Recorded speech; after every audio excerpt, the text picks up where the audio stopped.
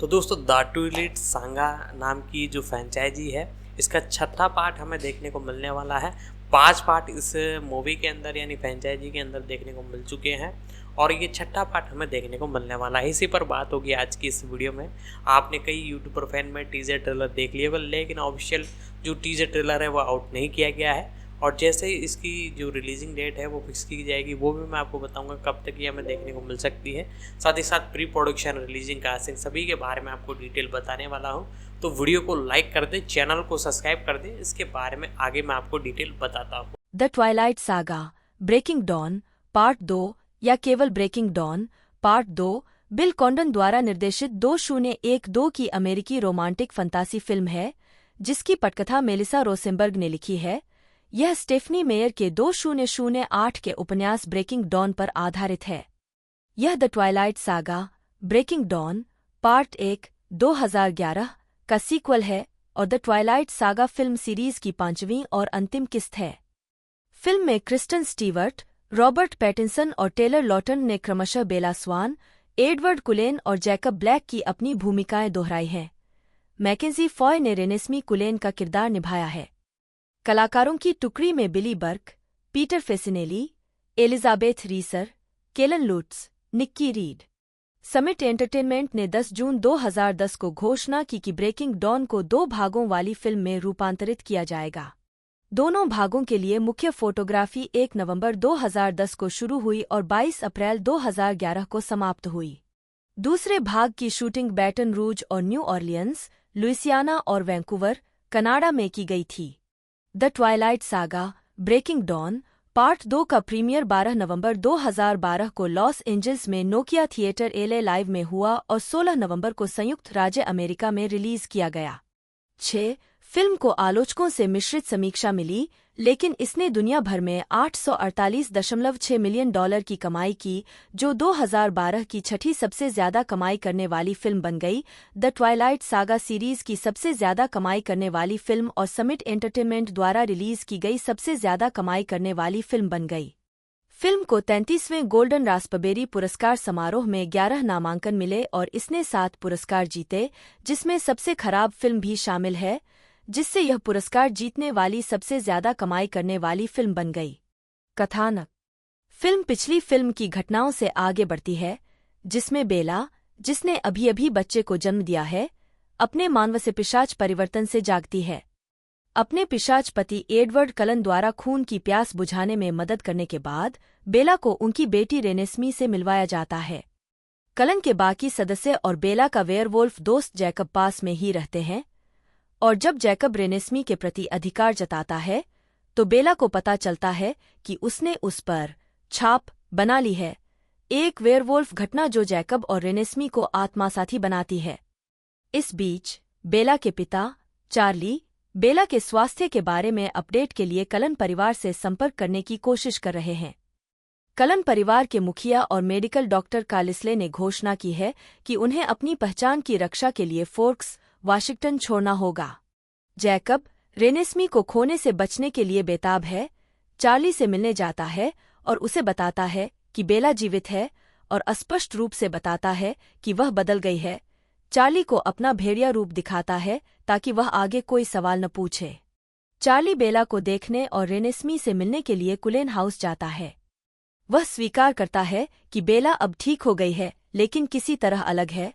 हालांकि वह नहीं जानता कि क्या बदल गया है या रेनेस्मी कहाँ से आई है। इसके बजाय वह स्वीकार करता है कि वह गोद ली गई है। कई महीने बीत जाते हैं और कार्लिसले रेनेस्मी के तेजी से बढ़ते विकास पर नजर रखता है। पिशाच इरिना जंगल में रेनेस्मी को देखती है और गलती से मान लेती है कि वह एक अमर बच्ची है, बचपन में रूपांतरित होने वाला एक प्रकार का पिशाच जो, क्योंकि उसे तर्क नहीं दिया जा सकता या प्रशिक्षित नहीं किया जा सकता, वह अनियंत्रित रूप से मनुष्यों का खून चूसता है। ऐसे बच्चों के निर्माण को पिशाच नेतृत्व वोल्टुरी द्वारा गैरकानूनी घोषित कर दिया गया है और जो कोई भी ऐसे बच्चे के साथ पकड़ा जाता है उसे मौके पर ही मार दिया जाता है। इरिना वोल्टुरी को कथित अपराध की सूचना देती है। एडवर्ड की बहन एलिस, जो भविष्य की झलक देख सकती है, को वोल्टुरी और इरिना का एक दृश्य देखने को मिलता है जो कलेंस को मारने के लिए आ रहे हैं। वह दूसरों को निर्देश देती है कि वे अधिक से अधिक गवाहों को इकट्ठा करें ताकि यह प्रमाणित हो सके कि रेनेस्मी एक अमर बच्ची नहीं है। जैसे ही वोल्टुरी तेजी से सजा देने लगते हैं, कलन और उनके वेयरवोल्फ सहयोगी संभावित लड़ाई के लिए तैयार हो जाते हैं। बेला को जल्द ही एहसास होता है कि उसके पास एक विशेष क्षमता है, एक शक्तिशाली मानसिक ढाल जिसने उसे एडवर्ड के दिमाग को पढ़ने से बचाया था जब वह इंसान थी। तब भी उसे वैम्पायर सुपरपावर से दूसरों की रक्षा करने के लिए इसका इस्तेमाल करना सिखाया जाता है। उत्तरी अमेरिका में फिल्म ने गुरुवार रात और आधी रात के शो में $30.4 मिलियन की कमाई की, जिससे यह तीसरी सबसे बड़ी मध्यरात्रि की कमाई 19-20 और फ्रेंचाइजी की सबसे अधिक मध्यरात्रि की कमाई हासिल कर ली। 21-22 ब्रेकिंग डॉन पार्ट 2 ने अपने शुरुआती दिन में $71.2 मिलियन कमाए, जो कि छठी सबसे बड़ी ओपनिंग और एकदिवसीय कमाई होने के साथ साथ फ्रेंचाइजी की तीसरी सबसे बड़ी कमाई है। 23 अपने शुरुआती सप्ताहांत में फिल्म ने $141.1 मिलियन कमाए। 24 जो कि अब तक का 13वां सबसे ज्यादा कमाई करने वाला ओपनिंग वीकेंड है। 25-26 फ्रेंचाइजी की दूसरी सबसे ज्यादा कमाई करने वाली। 27 नवंबर की तीसरी सबसे बड़ी ओपनिंग। 28 और 2012 की चौथी सबसे बड़ी ओपनिंग।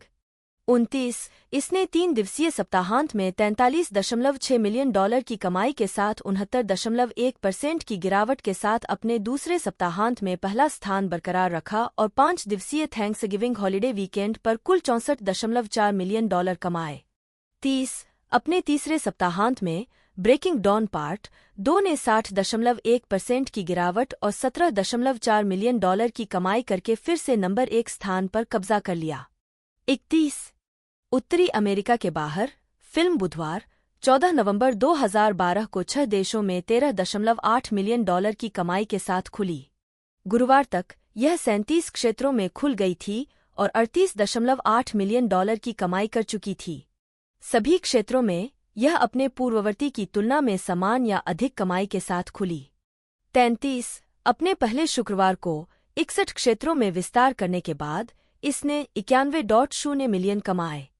34-35 अपने शुरुआती सप्ताहांत बुधवार रविवार के अंत तक इसने 12,812 स्क्रीनों पर 61 क्षेत्रों से श्रृंखला सर्वश्रेष्ठ $199.5 मिलियन की ओपनिंग की। यह उत्तरी अमेरिका के बाहर 8वीं सबसे बड़ी ओपनिंग और 2012 की सबसे बड़ी ओपनिंग है। 36-37 फिल्म की सबसे बड़ी ओपनिंग यूके, आयरलैंड और माल्टा $25.2 मिलियन, रूस और CIS $22.0 मिलियन और फ्रांस और मागरेब क्षेत्र $17.9 मिलियन में दर्ज की गई। 38 स्पेन में इसने $11.9 मिलियन के साथ 3 दिवसीय ओपनिंग वीकेंड रिकॉर्ड बनाया। 39 कुल कमाई में उत्तरी अमेरिका के बाद इसके 3 सबसे ज्यादा कमाई करने वाले बाजार यूके, आयरलैंड और माल्टा $57.9 मिलियन, ब्राजील $54.2 मिलियन और रूस और CIS $42.8 मिलियन। 38 स्वागत रॉटन टोमाटोज पर फिल्म को 200 समीक्षाओं के आधार पर 49% अनुमोदन रेटिंग और 5.3 का औसत स्कोर मिला है। सर्वसम्मति कहती है यह सबसे मनोरंजक ट्वाइलाइट है, लेकिन यह ब्रेकिंग डॉन पार्ट 2 को उन फिल्म प्रेमियों के लिए देखने लायक बनाने के लिए पर्याप्त नहीं है जो पहले से ही खुद को फ्रेंचाइजी के प्रशंसकों में नहीं गिनते हैं। 40 मेटाक्रिटिक पर 31 आलोचकों की समीक्षाओं के आधार पर इसका भारित औसत स्कोर 100 में से 52 है। 41 सिनेमास्कोर पर सर्वेक्षण किए गए दर्शकों ने इसे A की औसत rating the. 42 the Hollywood reporter के टॉर मैकार्थी ने लिखा, बेला एडवर्ड के अमर रोमांस की अंतिम किस्त बेसब्री से इंतजार कर रहे अंतर्राष्ट्रीय दर्शकों को वही देगी जो वे चाहते हैं।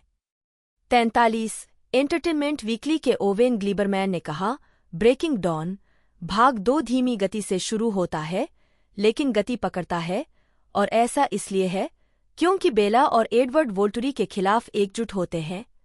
इस चित्र में एक वास्तविक खतरा है। 44 न्यूयॉर्क पोस्ट की सारा स्टीवर्ट ने लिखा, आखिरकार किसी ने स्रोत सामग्री को उसके भयानक रूप से लिखे गए शब्दों पर लिया और पूरे मामले को इतनी गंभीरता से लेना बंद कर दिया।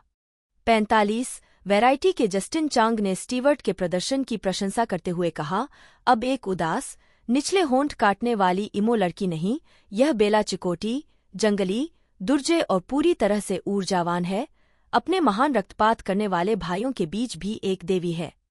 46 द न्यूयॉर्क टाइम्स की मनोहला डार्गिस ने कहा, धीमी शुरुआत के बावजूद मिस्टर कॉन्डन ने श्रृंखला को बेहतरीन, सहज शैली में समाप्त किया है।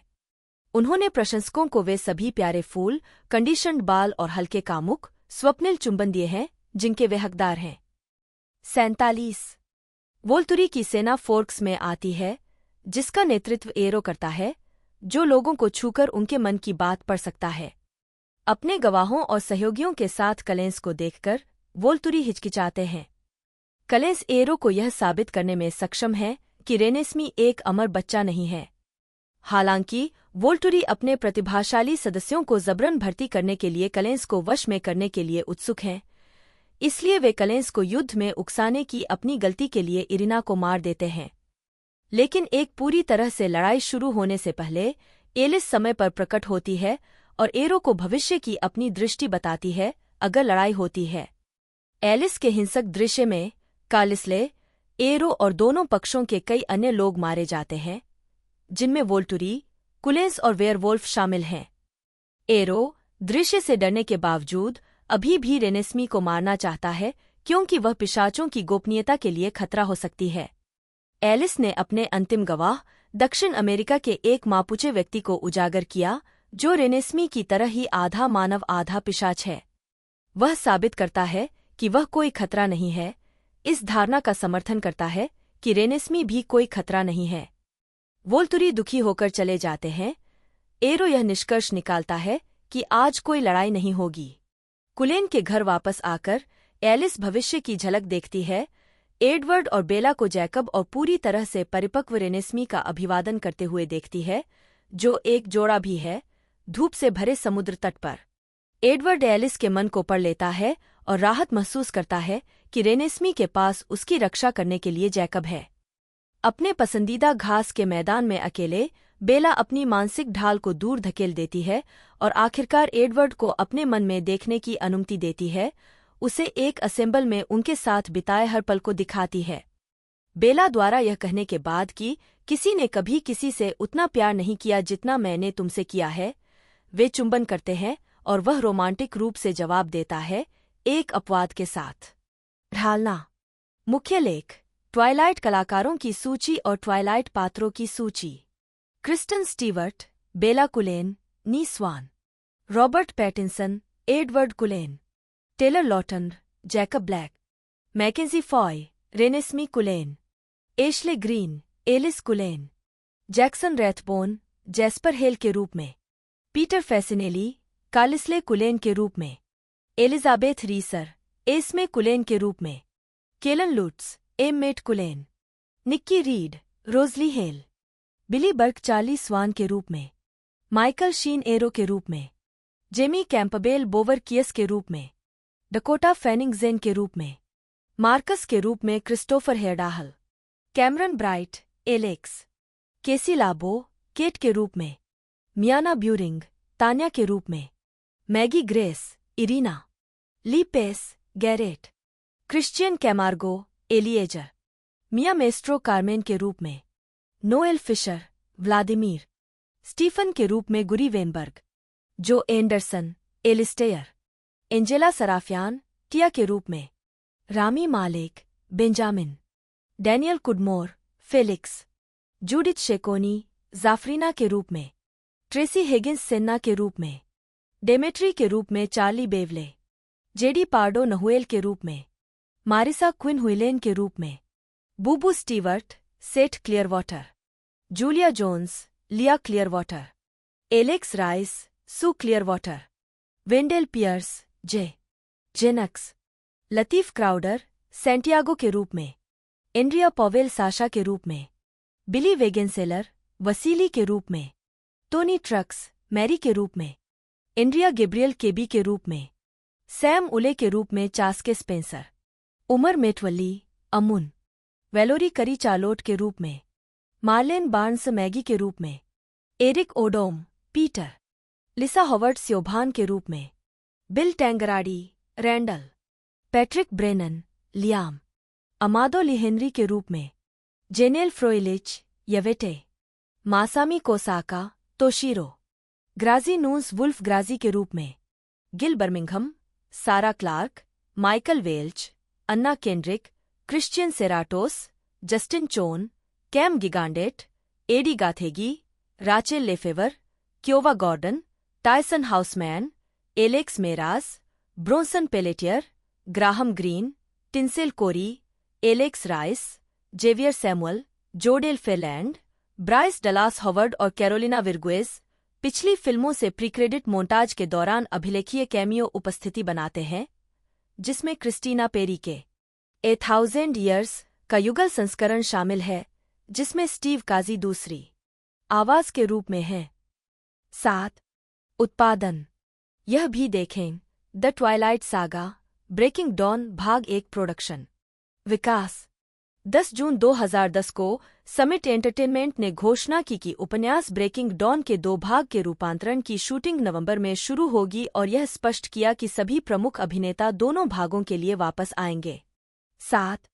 पूर्व उत्पादन। अगस्त 2010 तक पटकथा लेखिका मेलिसा रोसेनबर्ग ने कहा कि भाग 1 और 2 की पटकथाएं 75 से 85% पूरी हो चुकी थीं। उन्हें पटकथा लिखने में सबसे बड़ी चुनौती भाग 2 का अंतिम दृश्य लगी। उन्होंने बताया, अंतिम युद्ध दृश्य एक बड़ी चुनौती है क्योंकि यह 25 पृष्ठों तक चलता है। यह अपने आप में लगभग पूरी 3 अंकों वाली कहानी है। आपको सैकड़ों पात्रों को ट्रैक करना होता है, इसे एक सेटिंग में रखना होता है, पृष्ठ पर कोरियोग्राफी करना और बिल कॉन्डन के लिए मंच पर कोरियोग्राफी करना एक बहुत बड़ी चुनौती है। उन्होंने दृश्य के कई मसौदे लिखे थे, लेकिन उस समय तक उन्होंने कॉन्डन के साथ उन्हें संशोधित या चर्चा नहीं की थी।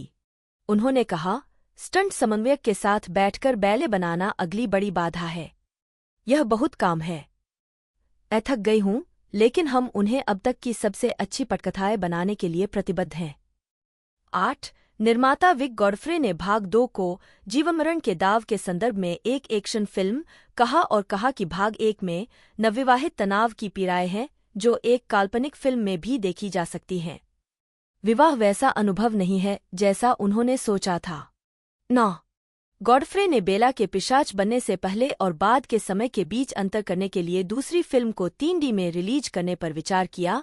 यह विचार मूल रूप से द ट्वाइलाइट सागा एक्लिप्स के लिए प्रस्तावित था, लेकिन कहा कि यह निर्णय कॉन्डन पर निर्भर था। हालांकि उन्होंने कहा कि अगर दूसरी फिल्म को 3D में रिलीज किया जाना था तो वह इसे वास्तविक 3D में उचित उपकरणों के साथ शूट करना चाहेंगे, जैसा कि अवतार 2009 के साथ किया गया था, न कि इसे पोस्ट प्रोडक्शन में 3D में परिवर्तित करना जैसा कि क्लैश ऑफ द टाइटन्स 2010 के साथ किया गया था। 10-11 फिल्माने। मुख्य फोटोग्राफी 1 नवंबर 2010 को शुरू हुई और 22 अप्रैल 2011 को समाप्त हुई, जिससे मार्च 2008 से फ्रेंचाइज के 3 साल के निर्माण का अंत हुआ।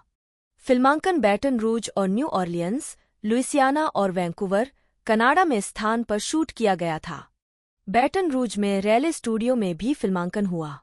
12 बेला के रूप में अंतिम दिन और अपने अंतिम क्षण के विषय पर स्टीवर्ट ने कहा, उस दृश्य के बाद, मेरे वास्तविक अंतिम दृश्य के बाद, मुझे ऐसा लगा जैसे मैं रात के आकाश में उड़ सकती हूँ और मेरे शरीर के हर छिद्र से प्रकाश निकलेगा। मैंने अपने जीवन में पहले से कहीं ज्यादा हल्का महसूस किया। 13 अप्रैल 2012 में क्रू और पैटिंसन और स्टीवर्ट सहित कुछ कलाकार तकनीकी काम के लिए कुछ अतिरिक्त शॉट्स लेने के लिए फिर से शूटिंग के लिए लौटे। इन रीशूट में कोई नया दृश्य या संवाद शामिल नहीं था। 14 विशेष प्रभाव। टिपेट स्टूडियो ने फरवरी 2009 में the Twilight Saga New Moon के लिए CGI कंप्यूटर जनरेटेड इमेजरी भेड़ियों पर काम करना शुरू किया और 3 अलग-अलग निर्देशकों के इनपुट के साथ जीवों का रूप विकसित हुआ है, गाथा के दौरान अधिक फोटोरियल बन गया है। एरिक लेवेन कहते हैं, यह इन भेड़ियों की मानवरूपी प्रकृति का एक सूक्ष्म संतुलन है। बिल कॉन्डन यह सुनिश्चित करना चाहते थे कि हमें वहां मानव या आकार बदलने वाले की भावना मिले। बिल के लिए यह संतुलन बनाना महत्वपूर्ण था कि मानव प्रदर्शन बनाम पशु प्रदर्शन कितना है। लेवेन कहते हैं, बिल ने हमेशा भेड़ियों को चरित्र के रूप में देखा है और कभी भी कंप्यूटर द्वारा बनाई गई चीजों के रूप में नहीं देखा है, और उन्हें उसी तरह निर्देशित किया है जैसे वह किसी अभिनेता को निर्देशित करते हैं। वह हमेशा हमें इस तरह निर्देश देते थे कि सैम को ज्यादा गुस्सा आना चाहिए। यह काम करने का सबसे अच्छा तरीका है। इन प्राणियों को सिर्फ कंप्यूटर के टुकड़ों के बजाय चरित्र के रूप में देखना वाकई बहुत बढ़िया था। फिल टिपेट टिप्पणी करते हैं, क्योंकि हम इस फ्रेंचाइज पर इतने लंबे समय से काम कर रहे हैं, इसलिए हम शो दर शो इसके लुक को बेहतर बनाने में सक्षम हैं। भेड़िए आमतौर पर बहुत साफ सुथरे होते हैं, और चूंकि बिल भेड़ियों को ज्यादा रंग-बिरंगा बनाना चाहते थे, इसका मतलब है कि उनके बालों में बहुत ज्यादा मैटिंग और क्लम्पिंग होगी, जैसे कि वे जंगल में रहते हों। हम कुछ ज्यादा जंगलीपन की ओर बढ़ रहे हैं। हालांकि लुक और तकनीक के बीच संतुलन भी है, टिपेट कहते हैं। भेड़ियों की संख्या बढ़ती जाती है, और क्योंकि हम सही बनावट पाने के लिए बहुत ज्यादा बाल जोड़ रहे हैं, इसलिए वह बाल वास्तव में रेंडरिंग समय को बढ़ा देता है। हम 4 भेड़ियों से 8, 12 और भाग 2 में 16 भेड़ियों तक पहुंच गए हैं। इसलिए हमें उस संतुलन के बारे में बहुत सावधान रहना होगा, क्योंकि प्रत्येक भेड़िए को रेंडर करने में सैकड़ों घंटे लगते हैं। 15. संगीत। मुख्य लेख the Twilight Saga Breaking Dawn भाग 2 साउंड ट्रैक। जनवरी 2012 में यह पता चला कि भाग 2 के साउंड ट्रैक का निर्माण पहले ही शुरू हो चुका था। 16 साउंड ट्रैक के लिए पहले से ही पुष्टि की गई थी इको द्वारा, हार्ट ऑफ स्टोन, जो तब बजता है जब एडवर्ड और बेला एलिस का नोट खोजने के बाद कॉटेज में बात कर रहे होते हैं, और पैशन पिट द्वारा व्हेयर आई कम फ्रॉम, जो तब बजेगा जब बेला अपने परिवर्तन से जागती है। 17 साउंड ट्रैक का मुख्य एकल द फॉरगॉटन है, जिसे अमेरिकी रॉक बैंड ग्रीन डे ने गाया है। अमेरिकी गायिका क्रिस्टीना पेरी का ए थाउजेंड ईयर्स PT 2 इंच भी साउंड ट्रैक एल्बम में दिखाया गया है। ट्वाइलाइट और ब्रेकिंग डॉन भाग 1 के संगीतकार कार्टर बरवेल श्रृंखला की अंतिम किस्त के लिए संगीत तैयार करने के लिए वापस लौटे। मुक्त करना। Box office.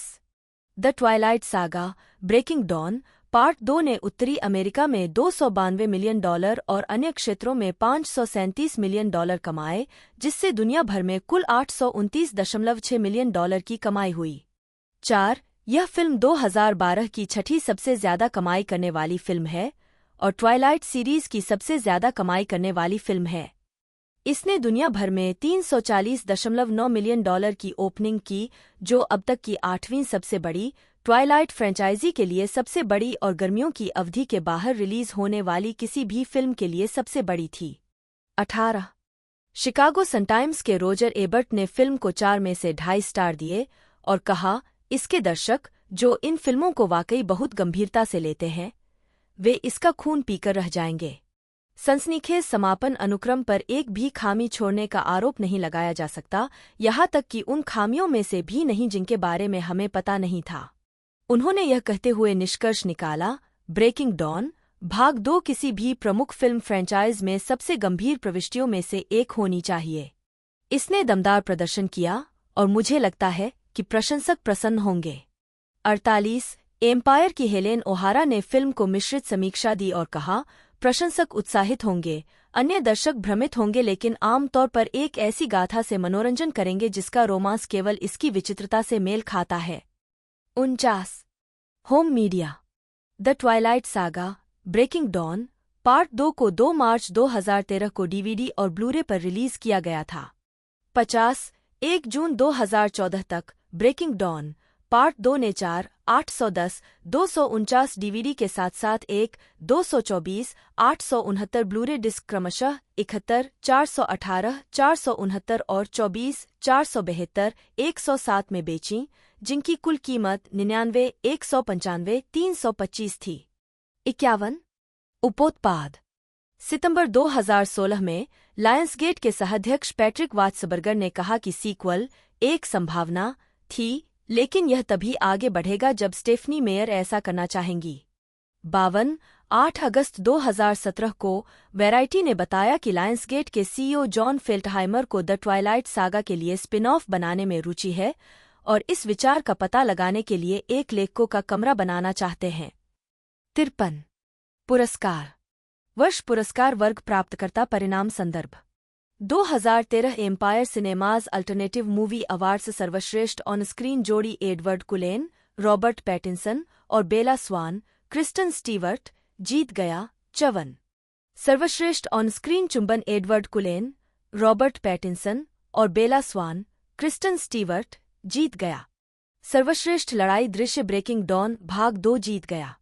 सर्वश्रेष्ठ फिल्म खलनायक एरो माइकल शीन जीत गया। सर्वश्रेष्ठ पुरुष शरीर जैकब ब्लैक, टेलर लॉटन जीत गया। 2013 गोल्डन रास्पबेरी पुरस्कार सबसे खराब तस्वीर ब्रेकिंग डॉन भाग 2 जीत गया 55। सबसे खराब अभिनेता रॉबर्ट पैटिंसन मनोनीत। सबसे खराब अभिनेत्री क्रिस्टन स्टीवर्ट। ब्रेकिंग डॉन भाग 2 और snow white and the huntsman के लिए जीत गया। सबसे खराब सहायक अभिनेता टेलर लॉटन जीत गया। सबसे खराब सहायक अभिनेत्री एशले ग्रीन मनोनीत। सबसे खराब स्क्रीन जोड़ी मैकेंजी फॉय और टेलर लॉटन जीत गया। रॉबर्ट पैटिंसन और क्रिस्टन स्टीवर्ट मनोनीत। सबसे खराब प्रीक्वल, रीमेक, रिप या सीक्वल ब्रेकिंग डॉन भाग 2 जीत गया। सबसे खराब निर्देशक बिल कोंडोन जीत गया। सबसे खराब पटकथा मेलिसा रोसेनबर्ग और स्टेफनी मेयर मनोनीत। सबसे खराब स्क्रीन एंसेम्बल ब्रेकिंग डॉन भाग 2 की पूरी कास्ट जीत गया। 2013 एमटीवी मूवी अवार्ड्स सर्वश्रेष्ठ शर्टलेस प्रदर्शन टेलर लॉटन जीत गया 56। 2013 मूवी फोनी पुरस्कार सबसे चरम भूमिका समायोजन क्रिस्टन स्टीवर्ट।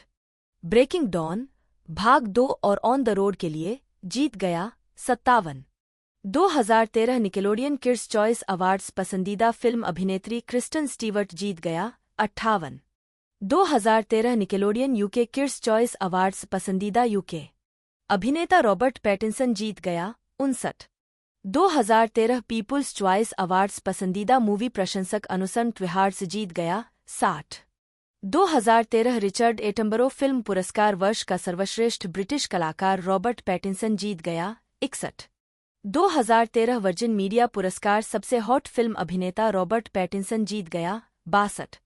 सबसे हॉट फिल्म अभिनेत्री क्रिस्टन स्टीवर्ट।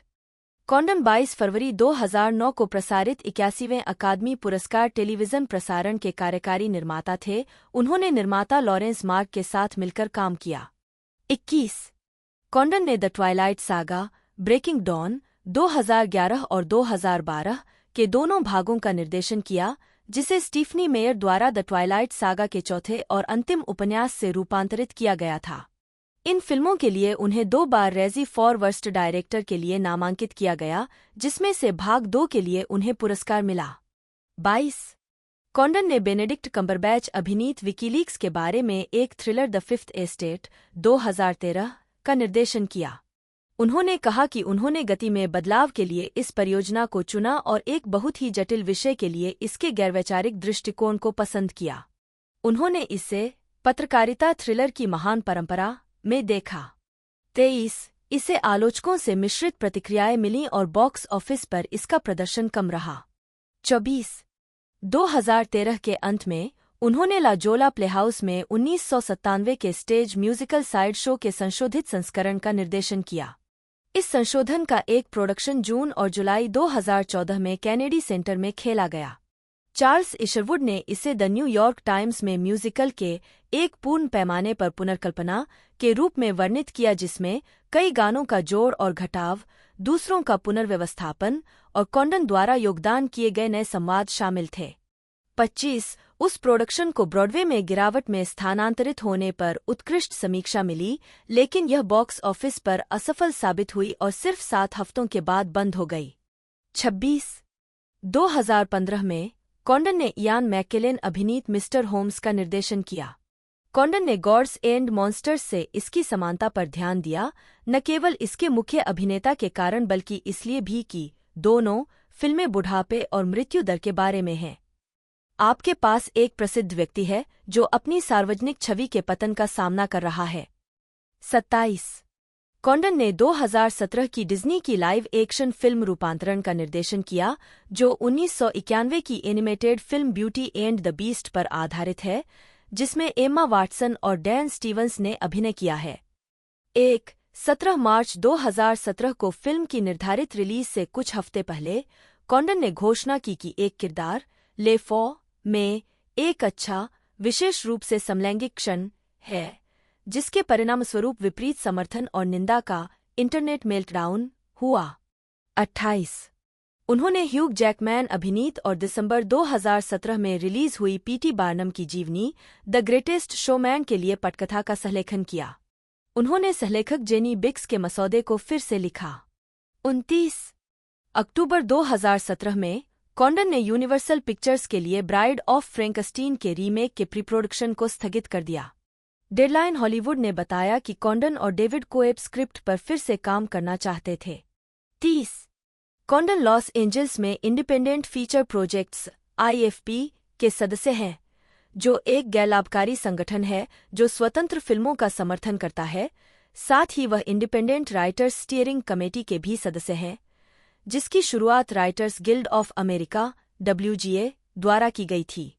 जुलाई 2021 में कॉन्डन ने ट्राइस्टार पिक्चर्स द्वारा गाइज एंड डॉल्स मूवी रूपांतरण का निर्देशन करने के लिए हस्ताक्षर किए, लेकिन 2023 में इस परियोजना को छोड़ दिया और उनकी जगह शिकागो के निर्देशक रॉब मार्शल ने ले ली।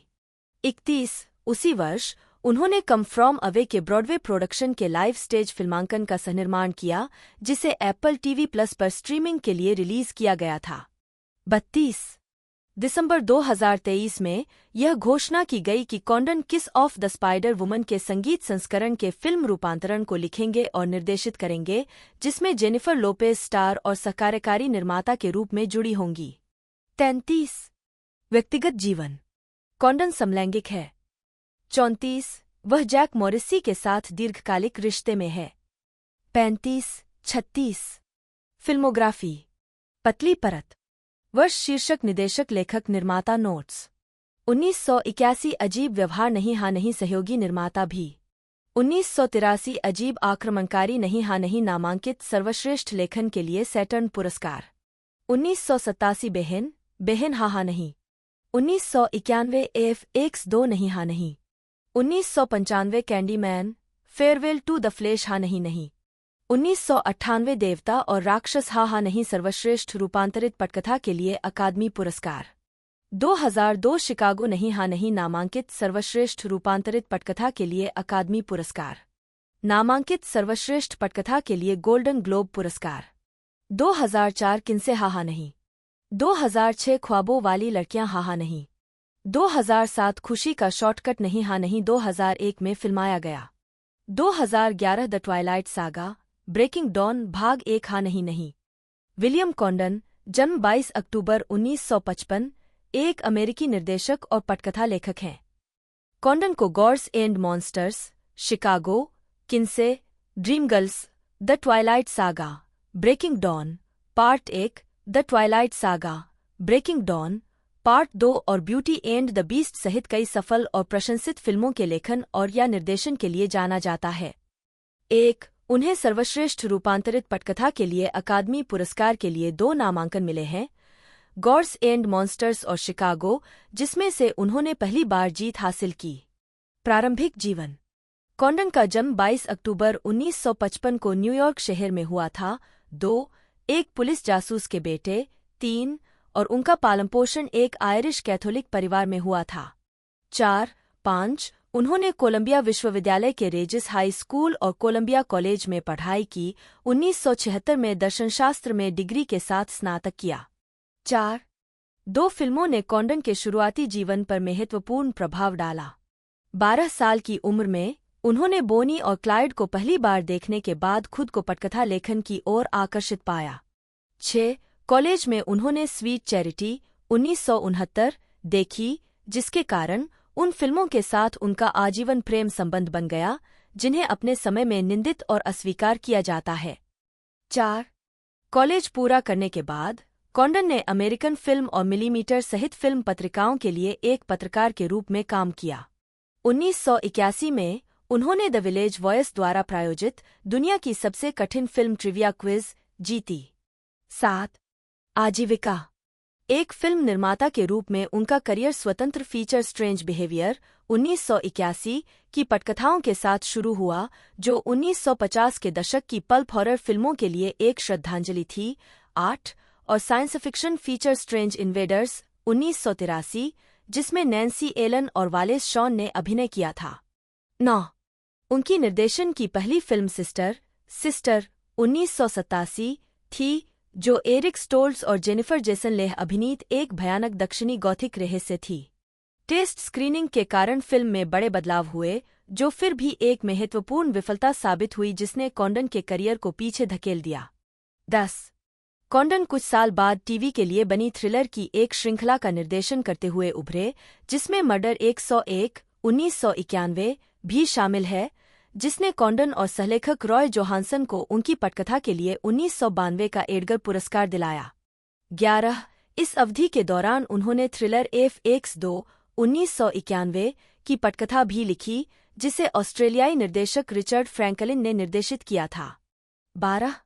1994 में उन्होंने television film the Man Who Wouldn't Die का निर्देशन किया, जिसे मिश्रित समीक्षाएं मिलीं। 13. उन्होंने Candyman Farewell to the Flesh 1995 का निर्देशन किया, जो बर्नार्ड रोज की 1992 की हॉरर फिल्म का सीक्वल था। यह एक आलोचनात्मक और व्यावसायिक विफलता थी। 14. अपने करियर के इस चरण को सालों बाद याद करते हुए कॉन्डन ने कहा, हॉरर फिल्म के सीक्वल के निर्देशक होने से कमतर होना मुश्किल है। 4. कॉन्डन ने गॉड्स एंड मॉन्स्टर्स 1998 लिखी और निर्देशित की, जो क्रिस्टोफर ब्रैम के एक उपन्यास पर आधारित थी। उनकी पटकथा ने सर्वश्रेष्ठ रूपांतरित पटकथा के लिए अकादमी पुरस्कार जीता। न्यूयॉर्क टाइम्स ने कहा कि कॉन्डन अकादमी पुरस्कारों में सबसे अधिक चकित व्यक्ति हो सकते हैं, जब उनके नाम की घोषणा सर्वश्रेष्ठ रूपांतरित पटकथा के विजेता के रूप में की गई थी। उन्होंने हॉलीवुड में पटकथा लेखक और पत्रकार के रूप में वर्षों तक संघर्ष किया है और वे अब अपने आसपास के होपले से अपरिचित हैं। 15. उन्हें इसी नाम के ब्रॉडवे संगीत पर आधारित शिकागो के लिए उनकी पटकथा के लिए उसी पुरस्कार के लिए नामांकित किया गया था। 16. उन्हें अपनी शिकागो पटकथा के लिए दूसरा एडगर पुरस्कार भी मिला। 17. 2004 में उन्होंने विवादास्पद सेक्स शोधकर्ता अल्फ्रेड किन्से के जीवन पर आधारित फिल्म किन्से लिखी और निर्देशित की। द न्यूयॉर्क टाइम्स में A.O. स्कॉट ने लिखा कि बिल कॉन्डन की स्मार्ट, उत्तेजक फिल्म में सेक्स के विषय पर कहने के लिए बहुत कुछ है, जिसे यह संयम, संवेदनशीलता और हास्य के एक स्वागत योग्य उपाय के साथ पेश करता है। उन्होंने आगे कहा, मैं किसी अन्य फिल्म के बारे में नहीं सोच सकता जिसने सेक्स को इतने ज्ञान के साथ पेश किया हो और साथ ही ज्ञान की खोज को इतना सेक्सी बना दिया हो। कुछ स्पष्ट छवियां और उत्तेजक दृश्य हैं, लेकिन यह आपकी बुद्धि है जो सबसे अधिक उत्तेजित होने की संभावना है। श्री कॉन्डन की महान उपलब्धि किन्से के जटिल और विवादास्पद करियर को एक भव्य बौद्धिक नाटक में बदलना है। 18. 2005 में उन्हें ग्लाड मीडिया अवार्ड्स में स्टीफन एफ. कुल्ज़ाक पुरस्कार मिला। 19. कॉन्डन ने ड्रीमगर्ल्स के लिए पटकथा लिखी और निर्देशन किया, जो इसी नाम के प्रशंसित ब्रॉडवे संगीत का रूपांतरण है। इसे दिसंबर 2006 में रिलीज किया गया था। कॉन्डन को निर्देशन के लिए डायरेक्टर्स गिल्ड ऑफ अमेरिका और ब्रॉडकास्ट फिल्म क्रिटिक्स एसोसिएशन के नामांकन मिले। फिल्म को 6 श्रेणियों में 8 अकादमी पुरस्कारों के लिए नामांकित किया गया था। 20. ट्वाइलाइट के प्रकाशन के समय मेयर ने पहले ही सीक्वल के लिए एक कहानी की रूपरेखा तैयार कर ली थी। हालांकि उनके प्रकाशक ने जोर देकर कहा कि वे ट्वाइलाइट के बाद कॉलेज में बेला और एडवर्ड के 2 सीक्वल बनाएं। नतीजतन मेयर ने कहानी को 3 और पुस्तकों के साथ एक श्रृंखला में विस्तारित किया, न्यू मून 2006, एक्लिप्स 2007 और ब्रेकिंग डॉन 2008। सीक्वल के लिए उन्होंने जो मूल कहानी पेश की वह बाद में ब्रेकिंग डॉन में प्रकाशित होगी। 39. इस बीच मेयर ने प्रोम नाइट में राक्षसों के बारे में एक छोटी कहानी हेल ऑन अर्थ लिखी, जो अप्रैल 2007 में प्रोम नाइट्स फ्रॉम हेल में प्रकाशित हुई, जो अलौकिक प्रभावों के साथ बुरी प्रोम रातों के बारे में कहानियों का एक संग्रह है। 40. मेयर के प्रशंसकों ने उनसे हेल ऑन अर्थ को एक पूर्ण उपन्यास में विस्तारित करने का आग्रह किया। प्रकाशन के बाद अपने पहले सप्ताह में न्यू मून बच्चों की अध्याय पुस्तकों के लिए the New York times best seller सूची में नंबर 5 पर पहुंच गया और अपने दूसरे सप्ताह में नंबर 1 स्थान पर पहुंच गया, जहां यह अगले 11 सप्ताह तक रहा। कुल मिलाकर यह सूची में 50 सप्ताह से अधिक समय तक रहा। 42 मई 2007 में मेयर ने न्यू मून के विशेष संस्करण के विमोचन और एक्लिप्स के विमोचन का जश्न मनाने के लिए एरिज़ोना स्टेट यूनिवर्सिटी के व्यायामशाला में 2 प्रचार कार्यक्रम आयोजित किए। इस आयोजन के लिए मेयर ने खून से लाल रंग का शाम का गाउन पहना और 1000 से अधिक पुस्तकों पर हस्ताक्षर किए। 43 मेयर की लाल पोशाक को बाद में एक पुस्तक विक्रेता की स्तन कैंसर से लड़ाई के लिए प्रोजेक्ट बुक बेब नामक एक धन उगाहने वाले कार्यक्रम में $5,500 में नीलाम कर दिया गया। 44 एक्लिप्स के रिलीज होने के बाद पहली 3 ट्वाइलाइट किताबों ने the New York times best seller सूची में संयुक्त रूप से 143 सप्ताह बिताए। 29 ट्वाइलाइट श्रृंखला की चौथी किस्त ब्रेकिंग डॉन 3.7 मिलियन प्रतियों की शुरुआती प्रिंट रन के साथ जारी की गई थी। 45 पहले दिन 1.3 मिलियन से अधिक प्रतियां बिकीं। 46 जेके राउलिंग की the Tales of Beedle the Bard से प्रतिस्पर्धा के बावजूद उपन्यास ने मेयर को Children's Book of the Year के लिए ब्रिटिश बुक अवार्ड जीता। 47 2009 में मेयर को ब्रेकिंग डॉन के लिए साहित्यिक चोरी के आरोपों का सामना करना पड़ा। द नोक्टर्न के लेखक जॉर्डन स्कॉट ने दावा किया कि बेला की अलौकिक गर्भावस्था और उसके बाद एक पिशाच में परिवर्तन के आसपास की परिस्थितियां उनके उपन्यास की कहानी के समान थीं। स्कॉट अपने आरोप का समर्थन करने के लिए उपन्यास की एक प्रति प्रस्तुत करने में विफल रही। नोक्टर्न अमेज़न पर उपलब्ध नहीं है और उसकी वेबसाइट पर इसे अस्थायी रूप से बिक चुका के रूप में सूचीबद्ध किया गया है। 48 इस श्रृंखला की दुनिया भर में 37 भाषाओं में 100 मिलियन से अधिक प्रतियां बिक चुकी हैं। 51 52 53 2008 में 4 ट्वाइलाइट पुस्तकें यूएसए टुडे की साल के अंत की बेस्टसेलर सूची में शीर्ष 4 स्थानों पर थीं। मेयर 2008 की बेस्ट सेलिंग लेखिका थीं और वे पहली लेखिका थीं जिनकी किताबें सभी 4 सबसे अधिक बिकने वाले स्थानों पर थीं। 54 ट्वाइलाइट उपन्यासों ने 2009 में फिर से यूएसए टुडे की साल के अंत की सूची में शीर्ष 4 स्थानों पर कब्जा किया। 55 ट्वाइलाइट श्रृंखला की सफलता का श्रेय इंटरनेट को दिया जाता है, जिसने मेयर को अपने प्रशंसकों तक सीधे पहुंचने की अनुमति दी, जिसके कारण श्रृंखला को पहली सोशल नेटवर्किंग बेस्टसेलर कहा जाने लगा। 56 विद्वान लाइके ग्वानियोलुरु के अनुसार ट्वाइलाइट श्रृंखला ने पैरानॉर्मल रोमांस उपशैली को लोकप्रिय बनाया और उसे फिर से परिभाषित करने में मदद की। 57 ट्वाइलाइट सागा फिल्में। मुख्य लेख द ट्वाइलाइट सागा फिल्म श्रृंखला।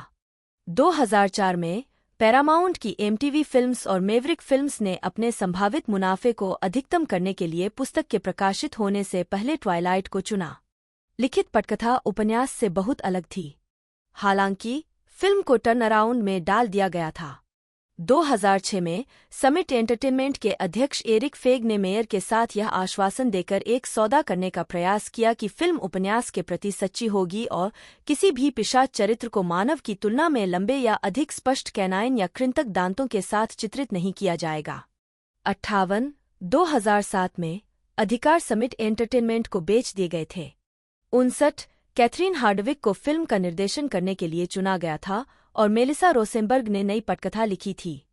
60 61 टेलर लॉटन को जैकब ब्लैक की भूमिका में लिया गया था।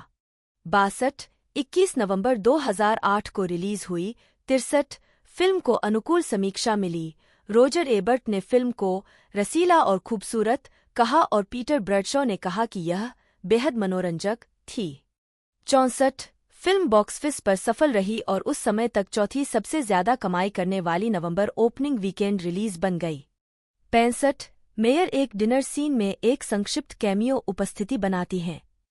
66 उसी वर्ष मेयर ने जैक के मैनक्विन म्यूजिक वीडियो द रेजोल्यूशन के साथ फिल्म में अपना काम शुरू किया, जिसे उन्होंने नोबल जोन्स के साथ संनिर्देशित किया था। 67 68 ट्वाइलाइट की सफलता के बाद समिट ने sequel the Twilight Saga New Moon के फिल्म रूपांतरण को हरी झंडी दी। 69 प्रत्येक उपन्यास रूपांतरण का नेतृत्व एक अलग निर्देशक ने किया।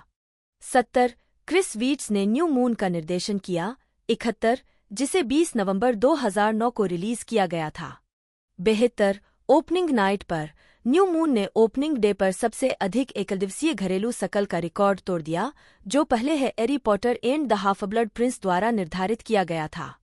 73 74 अपनी व्यावसायिक सफलता के बावजूद फिल्म को खराब समीक्षा मिली।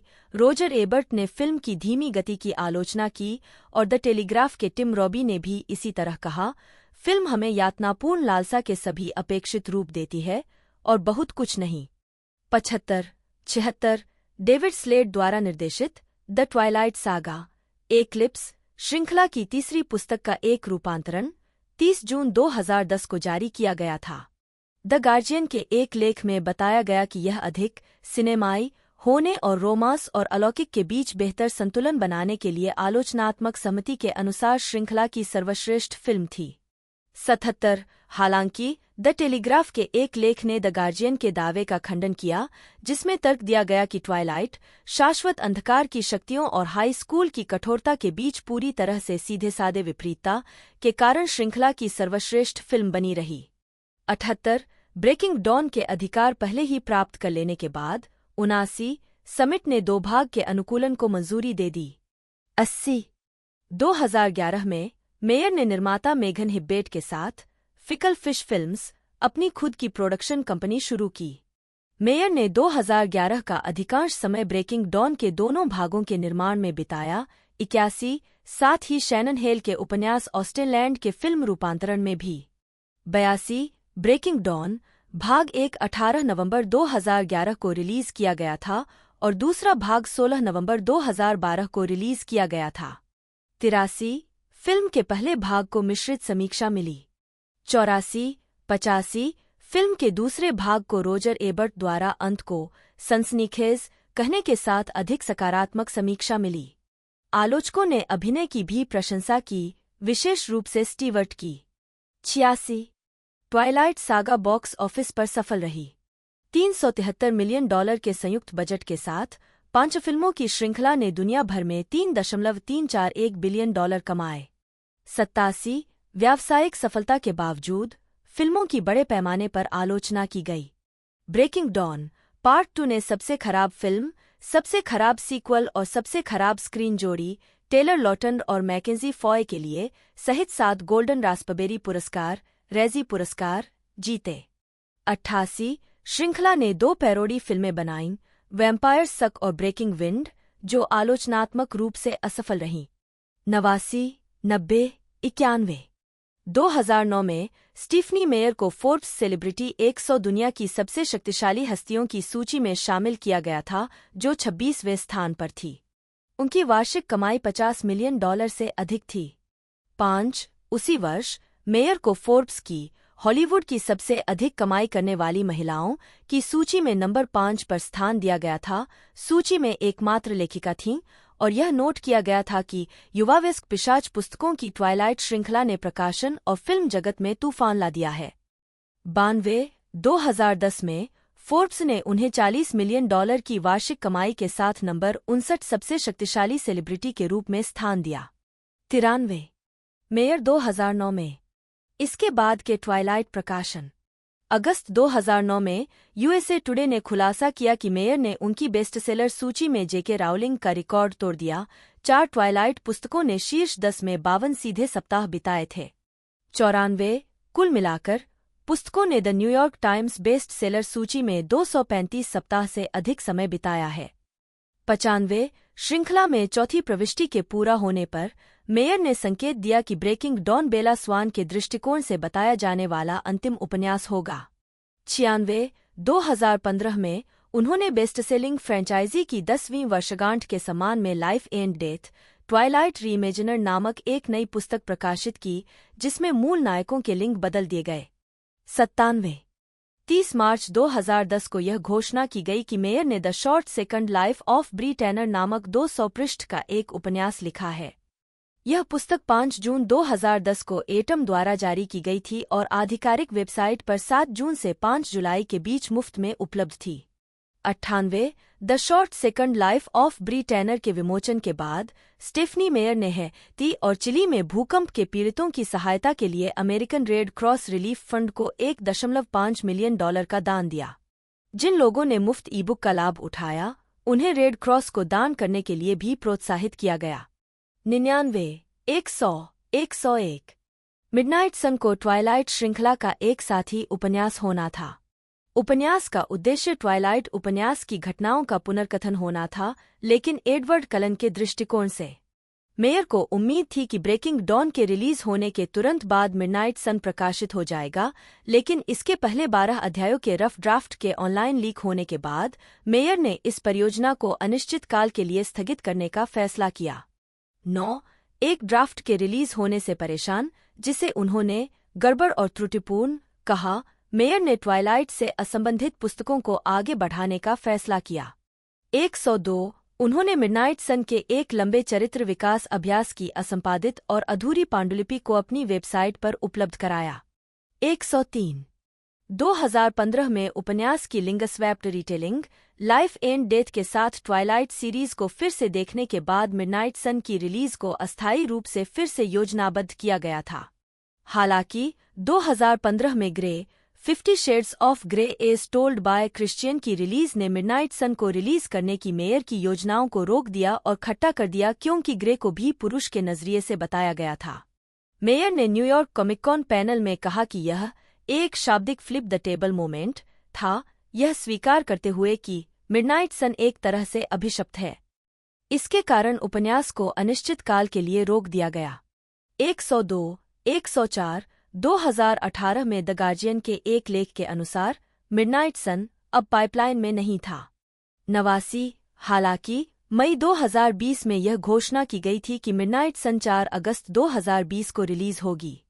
105. अपनी रिलीज के बाद इसकी 1 मिलियन से अधिक प्रतियां बिकीं। 106. अमेजन की सबसे अधिक बिकने वाली सूची में दूसरे नंबर पर थी। 107. और अपनी रिलीज की तारीख के एक सप्ताह बाद यूएसए टुडे की बेस्टसेलर सूची में नंबर 1 पर थी। 108. मेयर ने फाइल पर कई अन्य पुस्तक विचारों का उल्लेख किया है, जिसमें समर हाउस नामक एक भूत की कहानी, समय यात्रा से जुड़ा एक उपन्यास, 109 और साथ ही जलप्रियों के बारे में एक और कहानी शामिल है। 110. वयस्क कथा प्रकाशन। मेजबान। मई 2008 में मेयर के वयस्क विज्ञानफाई उपन्यास द होस्ट को लिटिल ब्राउन एंड कंपनी के वयस्क प्रभाग द्वारा जारी किया गया था। यह मेलानी स्ट्राइडर और वांडरर, एक युवा महिला और एक हमलावर विदेशी आत्मा की कहानी का अनुसरण करता है, जिन्हें एक साथ काम करने के लिए मजबूर किया जाता है। 111. 112. द होस्ट ने न्यूयॉर्क टाइम्स बेस्ट सेलर सूची में नंबर 1 पर शुरुआत की। 113 और 26 सप्ताह तक सूची में रहा। 114. एक त्रय लिखने का इरादा व्यक्त करने के बावजूद दूसरी और तीसरी पुस्तकों को क्रमशः द सोल और द सीकर कहा जाता है। 115. मेयर ने 2024 तक द होस्ट के लिए कोई अनुवर्ती उपन्यास प्रकाशित नहीं किया है। 116. अप्रैल 2009 में मेयर ने प्रोजेक्ट बुक बेब में भाग लिया, जो एक लाभ था जिसे होचहाल्टर के स्तन कैंसर का निदान होने के बाद उसके दोस्त फेथ होचहाल्टर के चिकित्सा बिलों का भुगतान करने में मदद करने के लिए डिजाइन किया गया था। मेयर ने नीलामी के लिए कई अग्रिम पाठक प्रतियां और मूल पांडुलिपियां दान की। 44. होस्ट को एंड्रयू निकोल द्वारा निर्देशित एक फिल्म में रूपांतरित किया गया था और साउरसे रोनन ने मेलानी स्ट्राइडर, मैक्स आयर्न्स ने जेरेड होवे और जेक एबेल ने इयान ओशे की भूमिका निभाई थी। 117. 118. यह फिल्म 29 मार्च 2013 को आमतौर पर नकारात्मक समीक्षाओं के साथ रिलीज हुई थी। 119. 120. इसे खराब आलोचनात्मक समीक्षा मिली और ट्वाइलाइट फिल्म श्रृंखला की तुलना में यह बॉक्स ऑफिस पर फ्लॉप रही। 121. 122. 123. केमिस्ट और टेलीविजन प्रोडक्शंस। 2015 के अंत में यह घोषणा की गई थी कि मेयर डैनियल ओमैली की पुस्तक द रूक पर आधारित एक टीवी श्रृंखला का निर्माण कर रही थीं। 124. 125. अपनी प्रोडक्शन कंपनी के साथ उपन्यास के अधिकार खरीदने के बावजूद उन्होंने रचनात्मक मतभेदों के कारण फिल्मांकन के तुरंत बाद परियोजना छोड़ दी। 126. स्टेफनी मेयर बटा एम.ए. आर बटा नी मॉर्गन, जन्म 24 दिसंबर 1973, एक अमेरिकी उपन्यासकार और फिल्म निर्माता हैं।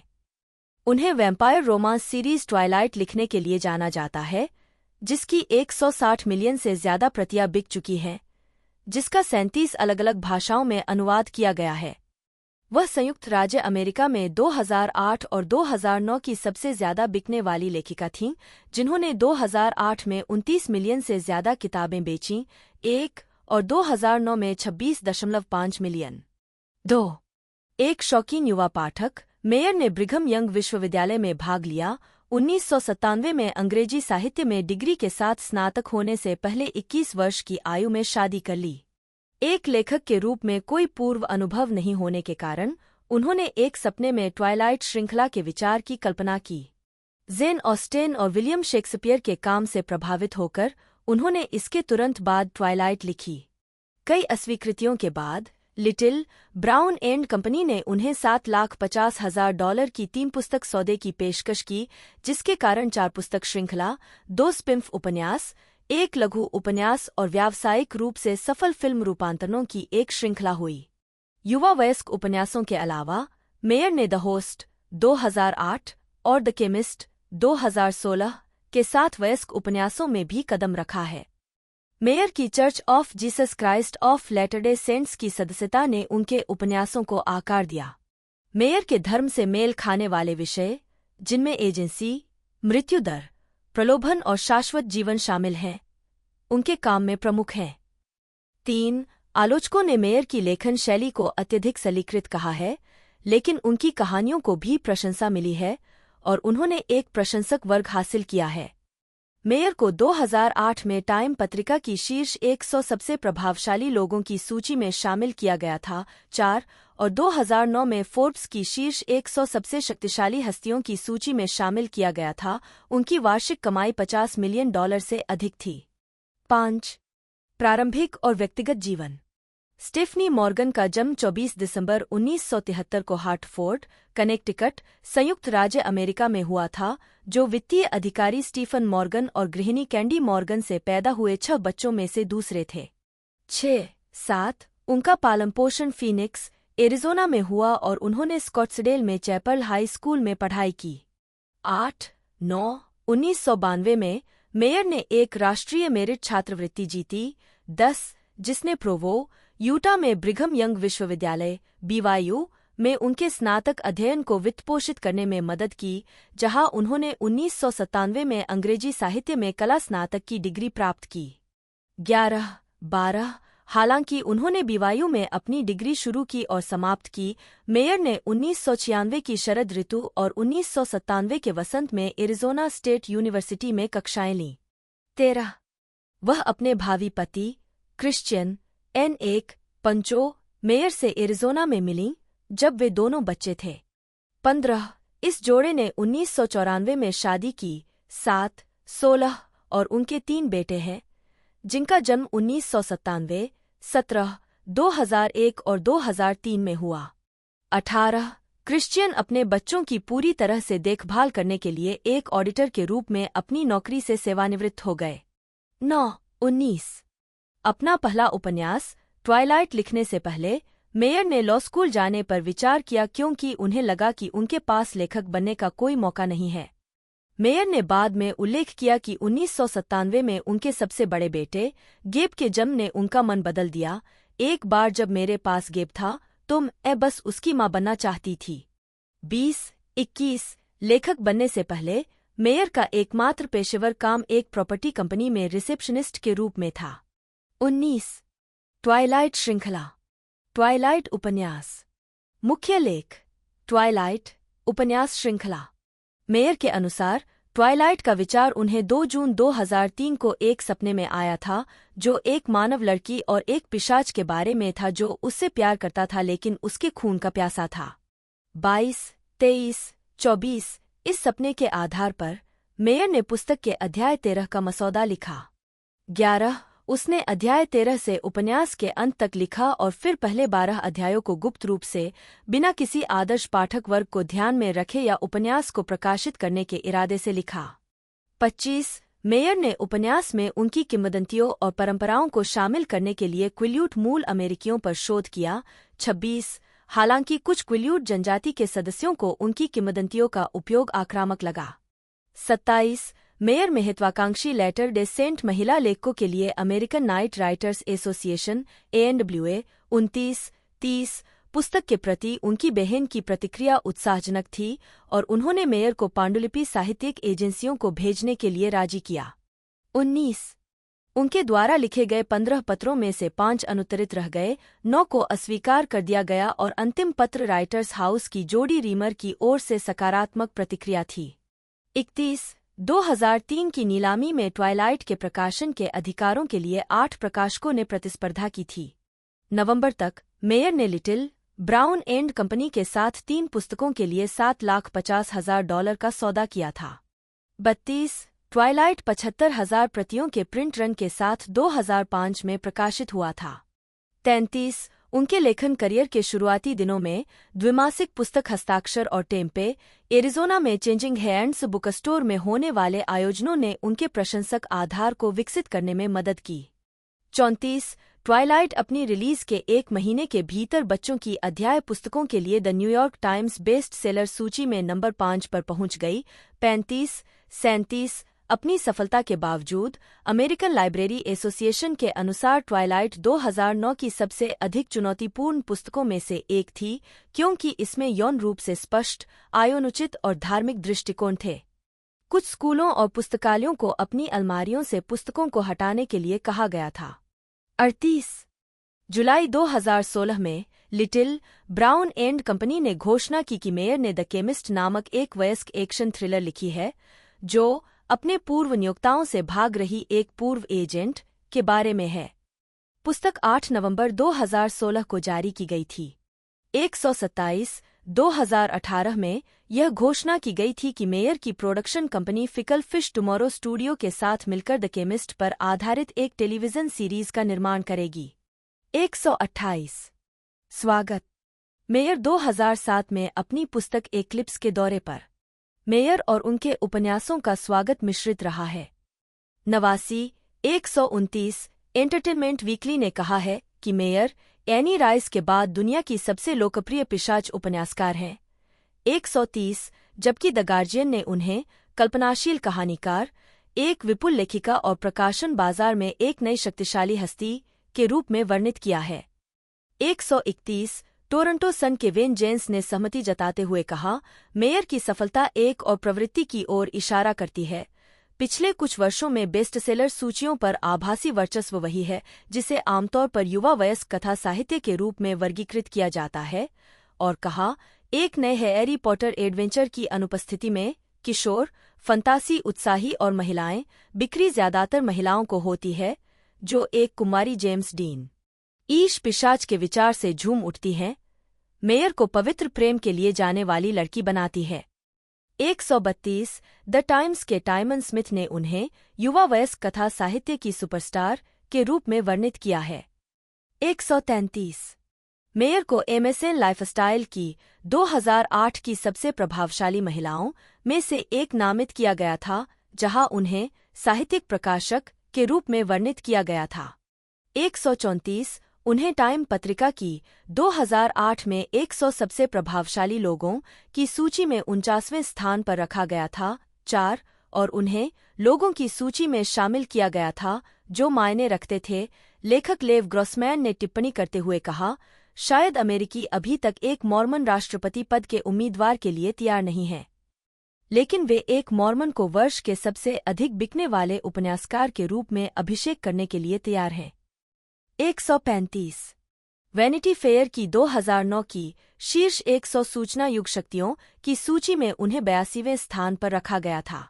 136 मेयर को जीवनी कॉमिक फीमेल फोर्स के एक अंक में दिखाया गया था, जो ब्लू वाटर प्रोडक्शंस का शीर्षक है, जो समाज और पॉप संस्कृति में प्रभावशाली महिलाओं का जश्न मनाता है। 137 अमेजन द्वारा प्रकाशित सूची के अनुसार मेयर दशक की दूसरी सबसे अधिक बिकने वाली लेखिका थीं, जिन्हें जेके राउलिंग ने हराया था।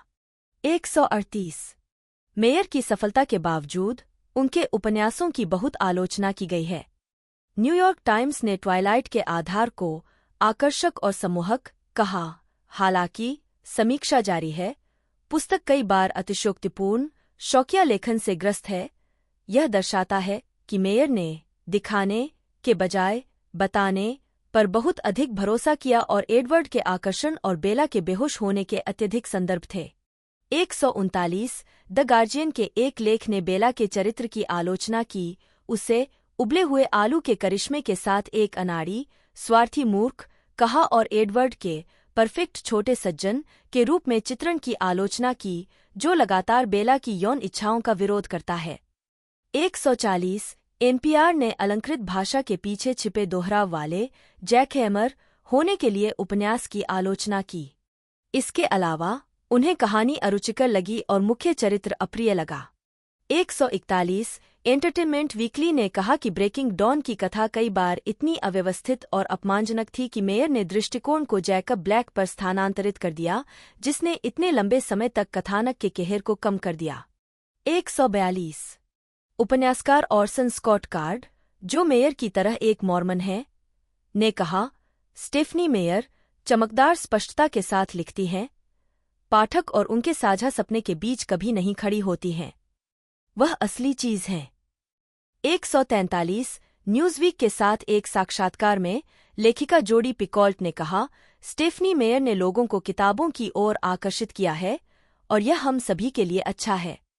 144 मेयर की तुलना जेके राउलिंग से करते हुए स्टीफन किंग ने कहा, वास्तविक अंतर यह है कि जो राउलिंग एक शानदार लेखिका है और स्टीफनी मेयर एक लानत के लायक नहीं लिख सकती हैं।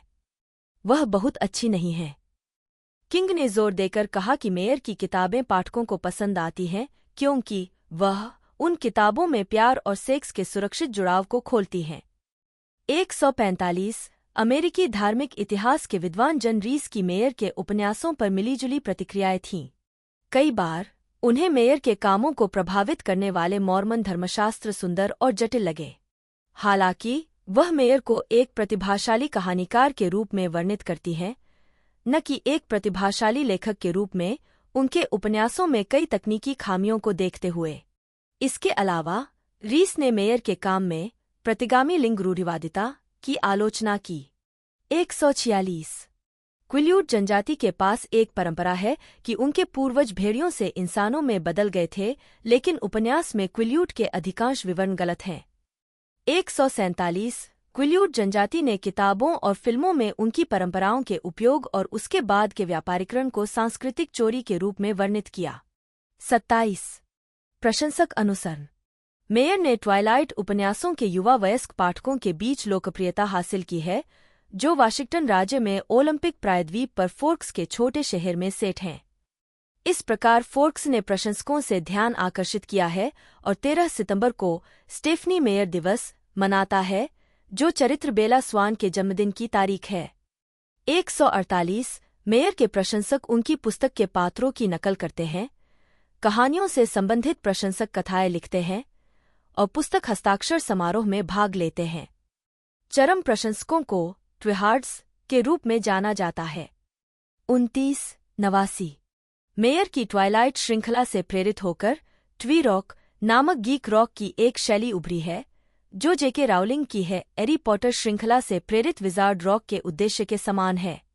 इन ट्वाइलाइट थीम वाले बैंड के उदाहरणों में Bella Cullen Project, Twilight Music Girls, Be Safe Bella, Bella Rocks और मिच है एनसेन बैंड शामिल हैं। मिच है एनसेन बैंड ने बाय यू गीत इस उम्मीद में लिखा था कि इसे न्यू मून फिल्म साउंडट्रैक में शामिल किया जाएगा। 149 150 2009 की गर्मियों में डलास, टेक्सास में ट्विकॉन नामक एक अनौपचारिक ट्वाइलाइट थीम वाला प्रशंसक सम्मेलन आयोजित किया गया था, जिसमें ट्वी रॉक बैंड प्रदर्शन, वोल्टरी बॉल, पैनल, कार्यशालाएं और विक्रेता शामिल थे। 151 एक अन्य विषय है नश्वरता की परिस्थितियों और प्रलोभनों पर काबू पाना, जिसे मॉर्मन की पुस्तक में प्राकृतिक मनुष्य पर काबू पाने के रूप में संदर्भित किया गया है, जिसका उदाहरण मेयर के चरित्र एडवर्ड द्वारा दिया गया है। 181 एक पिशाच के रूप में एडवर्ड का उद्देश्य शारीरिक होना, मानव रक्त को मारना और खाना है। कार्लिस्ले के नेतृत्व में एडवर्ड इस जीवन को त्यागने और शाकाहारी बनकर अपनी परिस्थितियों से परे जाने का विकल्प चुनता है, केवल जानवरों को खाना चुनता है।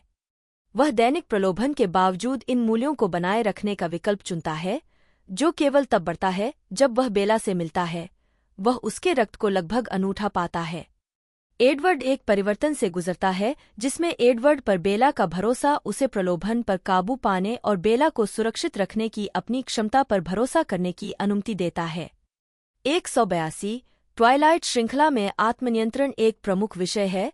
यह शब्द पूरे उपन्यासों में 125 बार दिखाई देता है, क्योंकि मुख्य पात्र अपनी भावनाओं, आकर्षण, प्यास या ईर्ष्या को नियंत्रित करने के लिए संघर्ष करते हैं। 183 अमरता और शाश्वत जीवन। मेयर की ट्वाइलाइट सीरीज में अमरता और शाश्वत जीवन के बीच अंतर की थीम स्पष्ट है। मेयर के उपन्यासों में पिशाच अमर होते हैं और उनके पास अलौकिक उपहार और क्षमताएं होती हैं। हालांकि कुलेन परिवार उन चीजों के लिए तरसता है जो उनके पास नहीं हो सकती। उनकी परिस्थितियां उन्हें मनुष्यों या अन्य पिशाचों के साथ सार्थक संबंध बनाने से रोकती हैं, जिससे वे अपने छोटे से कबीले में अलग थलग पड़ जाते हैं।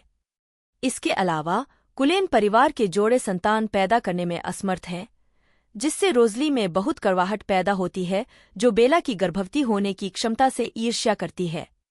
रीस के अनुसार शाश्वत जीवन और अमरता के बीच का अंतर बेला द्वारा दर्शाया गया है, जिसने ब्रेकिंग डॉन में अमरता के बजाय शाश्वत जीवन प्राप्त किया है, क्योंकि उसने शाश्वत जीवन के मॉर्मन सिद्धांतों को प्राप्त किया है: अमरता और एक परिपूर्ण शरीर, शाश्वत पितृत्व और एक शाश्वत विवाह।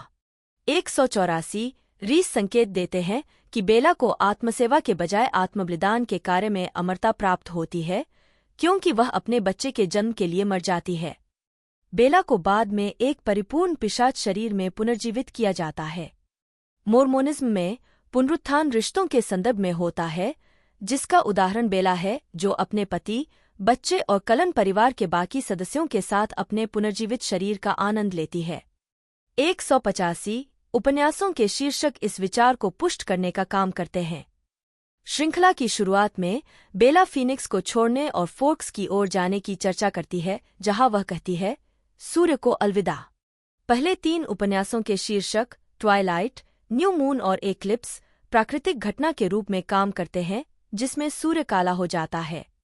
हालांकि अंतिम उपन्यास का शीर्षक ब्रेकिंग डॉन है, जो एक नए दिन की शुरुआत और बेला के एक पिशाच में परिवर्तन और उसके बाद उसके पुराने जीवन से परे जाने का प्रतीक है। 186 दृश्य धर्म।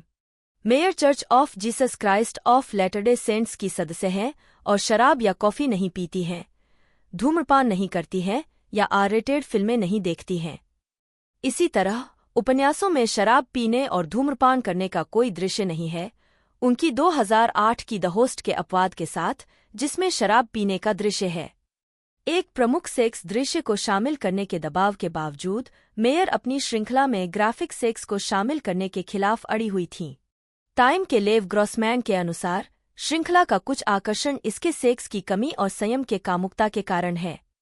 29 Church of Jesus Christ of Latter-day Saints की सदस्य के रूप में मेयर स्वीकार करती हैं कि उनके विश्वास ने उनके काम को प्रभावित किया है। विशेष रूप से वह कहती हैं कि उनके पात्र इस बारे में अधिक सोचते हैं कि वे कहाँ से आए। 187 मेयर कहती हैं कि वह जानबूझकर अपने उपन्यासों को अपने धर्म से प्रभावित नहीं करना चाहती हैं या यौन संयम और आध्यात्मिक शुद्धता के गुणों को बढ़ावा नहीं देना चाहती हैं, लेकिन स्वीकार करती हैं कि उनके लेखन को उनके मूल्यों द्वारा आकार दिया गया है। उन्होंने कहा, मुझे नहीं लगता कि मेरी किताबें वास्तव में ग्राफिक या डार्क होंगी, क्योंकि मैं कौन हूँ। मेरी कहानियों में हमेशा बहुत रोशनी होगी। 188 बड़े होते हुए मेयर का जीवन और परिवार लैटर-डे सेंट्स के जीसस क्राइस्ट के चर्च के इर्दगिर्द घूमता था। वे अपने समुदाय में शामिल थे और एक युवा मेयर ने चर्च में अपने भावी पति से मुलाकात की। उसने मॉर्मन की पुस्तक को ध्यान से पढ़ा। इस पुस्तक का हवाला देते हुए उसके जीवन पर सबसे महत्वपूर्ण प्रभाव पड़ा। 189 190 हालांकि मेयर को यह पसंद नहीं है जब मीडिया लगातार उसके धर्म का उल्लेख करता है। उनका कहना है कि प्रेस अन्य लेखकों के धर्मों पर जोर नहीं देता है। 191 मैथ्यू बोमन की किताबों the Mormon People, the Making of an American Faith Lee Trepanier और लिनिता के न्यूजवांडर की किताबों LDS in the USA, Mormonism and the Making of American Culture में मेयर को Church of Jesus Christ of Latter-day Saints को मुख्यधारा में लाने में भूमिका निभाने के लिए उद्धृत किया गया है। 192 नारीवाद। द गार्जियन के एक लेख के अनुसार मेयर खुद को नारीवादी मानती हैं। मेयर ने कहा है कि जब महिलाएं प्रभारी होती हैं तो दुनिया एक बेहतर जगह होती है। इसके अतिरिक्त वह ट्वाइलाइट की निर्देशक कैथरीन हार्डविक की व्यावसायिक सफलताओं से खुश थीं और ऑस्टेनलैंड के लिए लगभग सभी महिला प्रोडक्शन के साथ काम करने का आनंद लिया। 7. मेयर ने समझाया है कि नारीवाद की उनकी परिभाषा एक महिला के लिए चुनने की क्षमता है और नारीवाद विरोध की परिभाषा महिला से पूरी तरह से विकल्प को हटाना है, चाहे वह लिंग रूढ़ियों के अनुकूल हो या नहीं। उन्होंने आगे कहा कि कुछ आधुनिक नारीवादी कुछ महिलाओं की पसंद को सीमित या शर्मिंदा करके महिलाओं के लिए समानता के अपने संदेश का खंडन करते हैं। इसके अलावा उन्होंने कहा कि जो महिलाएं घर पर रहना या बच्चे पैदा करना चुनती हैं, उनकी विशेष रूप से आलोचना की जाती है और महिलाओं की सीमाएं प्रकृति में नारीवाद विरोधी हैं। तो दोस्तों, रिलीजिंग डेट के बारे में बात की जाए तो ये हमें पार्ट 1 इसका जो आखिरी पार्ट है एक तरह से बात की जाए वो देखने को मिला था 2012 को, और 6 नवंबर 2012 को ये इंडिया में रिलीज़ कर दिया गया था।